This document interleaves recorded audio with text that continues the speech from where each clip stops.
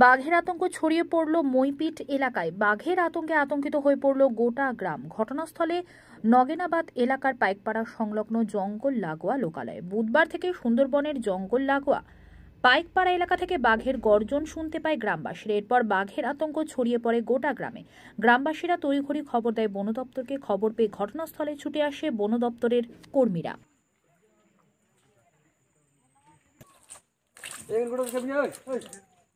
এটা বাকি থেকে গেল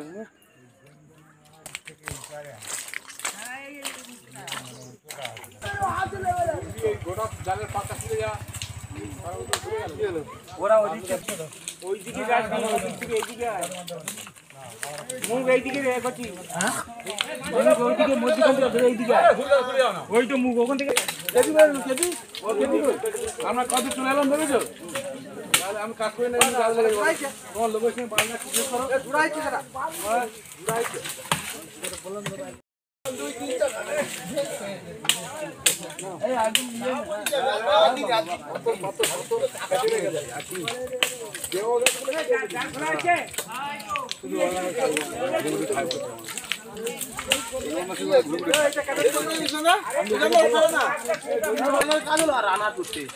রানা লাগে না এই জালে রানা দিতে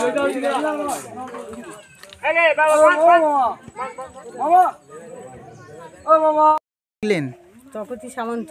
কোথায় বাড়ি আপনার? নগেনাবাদ। কি দেখলেন? নিচে নামলাম, ওই দুটো ওইখানে পালা টালা আছে আর লৌকো আছে, লৌকোটা ওপারে এপারে নিয়ে আসবো।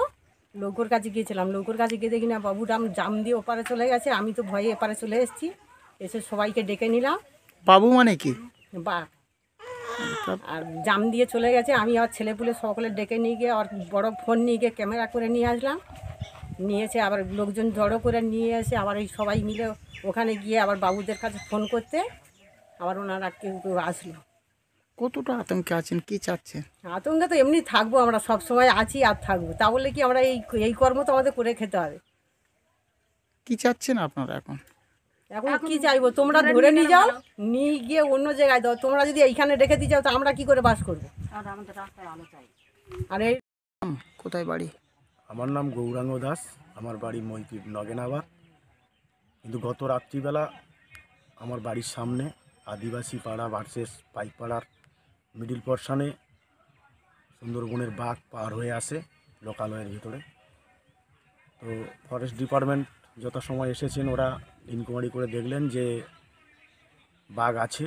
ওরা জাল ফাল দিয়ে ঘিরছে, ঘেরার কাজ শুরু করেছে। ওরা প্রায় শেষ করে ফেলেছে জাল ঘেরা। কিন্তু কথা হচ্ছে বাঘ আসছে, বাঘ যাচ্ছে, সুন্দরবনের বাঘ লোকালয়ে চলে আসছে। কিন্তু মূলত কথা হচ্ছে ওকে যখন তাড়িয়ে দেওয়া হচ্ছে ওরা আবার কিছুদিন পরে পার হয়ে আসছে। গত সপ্তাহে একবার পার হয়ে এসেছিলো, সেভাবে তাড়িয়েছিল, আবার পার হয়েছে। মূলত কথা হচ্ছে ওরাকে যদি খাঁচাবন্দি করে ফরেস্ট ডিপার্টমেন্ট নিয়ে একটু বহু দূরের জঙ্গলে যদি ছেড়ে দিয়ে আসা যায়, ওরা হয়তো দিক ভুল করে আর আসতে পারবে না দিক। তাই এখন আমরা আতঙ্কের মধ্যে দিয়ে আছি। দেখা যাক বাঘটাকে ওরা কিভাবে ওদের সরকারি প্রশাসনিকভাবে ওরা ওপাশে পার করতে পারে, এইটুকু দেখব। আমরা আছি এখন বর্তমান আতঙ্কের মধ্যে দিয়ে। নদীর পাড়ে আমাদের বসবাস, যাতে করে ফরেস্ট ডিপার্টমেন্ট ওরা স্বতঃস্ফূর্ত চেষ্টা করে যদি আমাদেরকে নিরাপত্তা দিতে পারে, এটাই আমার কাছে ভালো, আমার এলাকার মানুষের কাছেও ভালো।